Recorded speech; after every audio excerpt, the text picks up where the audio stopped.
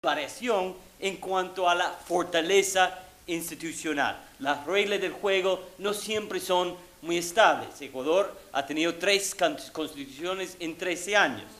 Muchas reglas formales no son cumplidas. Según la Constitución argentina, la Corte Suprema es independiente. Desde 1853 hay normas constitucionales que protegen formalmente a los jueces de la intervención del Ejecutivo, pero casi todos los gobiernos argentinos desde los años 40 han sacado jueces y puesto los suyos. Finalmente, muchas de las reglas del juego que importan en la política de América Latina son informales, o sea, el comportamiento de los políticos responde no solamente a incentivos formales, sino también informales. Así que la premisa básica del institucionalismo clásico, que las instituciones formales son fuertes, no funciona siempre muy bien en América Latina. En muchos casos hay una brecha enorme entre las reglas escritas y el comportamiento político, y eso hace difícil el institucionalismo formal. Por ejemplo, para darte un par de ejemplos rápidamente, si aplicamos la teoría de veto players de Ceballos al caso peruano, encontramos que el número de veto players hoy en día es alto en términos formales. Congreso, Corte Suprema, Tribuna Constitucional son independientes y el gobierno no tiene mayoría en el Congreso. Siendo así, el gobierno de García debe tener dificultad en implementar su agenda. No tiene mucha dificultad, porque a veces los veto players institucionales no tienen poder o mucho poder en la práctica. A veces son más débiles en la práctica, a veces son subordinados a través de mecanismos informales, y a veces los poderes de veto reales son otros, los famosos poderes fácticos. Otro ejemplo, muchas teorías de diseño institucional asumen que los actores que diseñan las instituciones tienen horizontes largos, que diseñan las instituciones pensando en sus efectos en un futuro más o menos lejano. Por ejemplo, se dice que los actores diseñan las instituciones cuando están en el poder, pensando en controlar a sus rivales cuando sus rivales están en el poder en el futuro. Está bien, pero ¿qué pasa donde las instituciones son muy inestables y cambian casi cada vez que hay un cambio de gobierno, como en Argentina o en Ecuador? En un contexto así, los horizontes de los actores son mucho más cortos. Ningún gobierno va a diseñar las instituciones pensando en un futuro lejano cuando los rivales están en el poder, porque saben muy bien que sus rivales van a cambiar las reglas. Ahora, eso no significa que hay que echar el institucionalismo por la ventana. Significa que el institucionalismo tiene que abrirse. En vez de asumir que las instituciones funcionan como funcionan en Estados Unidos, el institucionalismo tiene que incorporar la gran variación que existe en el mundo. Por ejemplo, tiene que tratar la fortaleza institucional como variable en vez de asumirlo. Las instituciones pueden ser fuertes, estables, pueden ser débiles y inestables. Y eso importa, esa variación importa, afecta el comportamiento político, afecta los resultados políticos. Así que tenemos que fijarnos seriamente en los efectos de la debilidad institucional y no solamente fijarnos en instituciones fuertes. Y tenemos que incorporar de una manera seria y más sistemática las instituciones informales. Para mí, los mejores trabajos del institucionalismo son los que hacen eso, los que usan la variación que existe en América Latina para repensar, para refinar, para mejorar las teorías dominantes. Y acá creo que la ciencia política del sur tiene una ventaja comparada. Creo que va a ser la nueva generación de politólogos latinoamericanos que aportan más a ese proceso de ampliar y refinir las teorías institucionalistas. Un ejemplo para mí, claro, viene de Brasil. Como ustedes saben, Brasil es un caso de presidencialismo multipartidario, con sistema de partidos bastante fragmentado. Hace 20 años, los politólogos, y sobre todo los politólogos norteamericanos, eran muy pesimistas sobre la democracia brasileña. Según los institucionalistas, la combinación de presidencialismo y sistema de partido fragmentado era la muerte.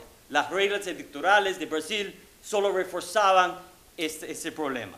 Brasil era visto hace 20 años como el caso ejemplar de la baja gobernabilidad o la democracia de baja calidad. Pero el presidencialismo brasileño no funcionaba como esperaban los institucionalistas, funcionaba mejor, en parte porque los políticos brasileños aprendieron a hacerlo funcionar a través de coaliciones multipartidarias. El presidencialismo de coalición, en lo que rige ya hace por lo menos 15 años, no fue predecido por los institucionalistas. De hecho, está basado en una serie de reglas y prácticas informales que surgieron más que todo en los años 90. Y es importante notar, creo yo, que fueron los politólogos brasileños que se dieron cuenta de eso y que empezaron a revisar las ideas dominantes sobre cómo funciona el presidencialismo multipartidario. La literatura de los últimos 10 años sobre cómo funciona el presidencialismo, que es mucho menos pesimista que hace 20 años, tiene un fuerte aporte brasileño. Creo y espero que vamos a ver mucho más de eso en los años que vienen, que la investigación de los politólogos latinoamericanos va a ir desafiando y refinando muchas de las teorías de la política comparada que han surgido basado en estudios sobre el norte. Eventualmente, en el mediano o largo plazo, la ciencia política latinoamericana será una fuente de más teorías completamente originales. Después viajarán al norte, pero eso obviamente requiere una masa crítica de investigadores, de política comparada, y requiere mucho más recursos para la investigación. Creo que se me acabó el tiempo.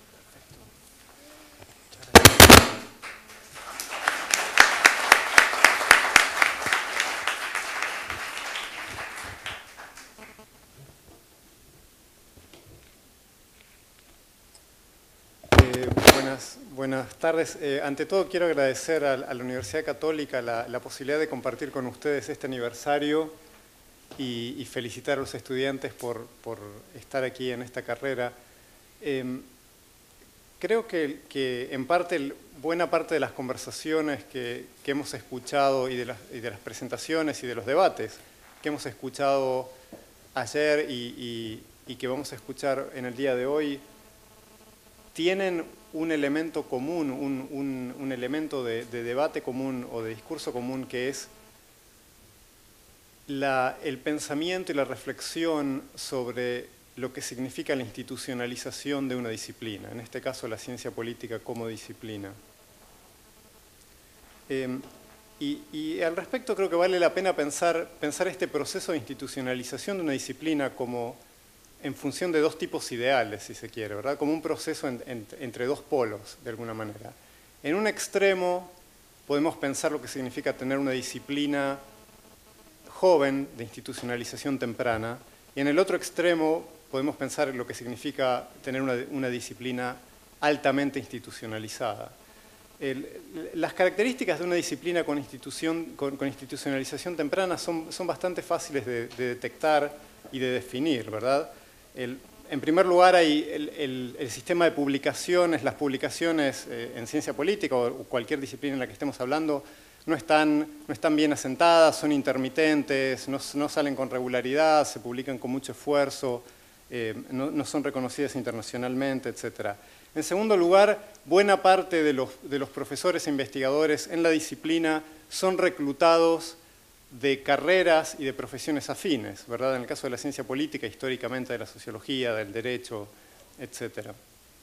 En tercer lugar, un elemento clave de una disciplina con institucionalización temprana creo que es la permanente reflexión y sufrimiento y debate y preocupación por la identidad profesional, por saber qué es lo que la disciplina es, y junto con esto un debate permanente y una introspección permanente sobre cuáles son los paradigmas correctos, los grandes paradigmas, los que hay que seguir, etc. Una gran discusión paradigmática de alguna manera. Junto con esto hay presencia de asociaciones profesionales muy débiles, también intermitentes, y en general un perfil de producción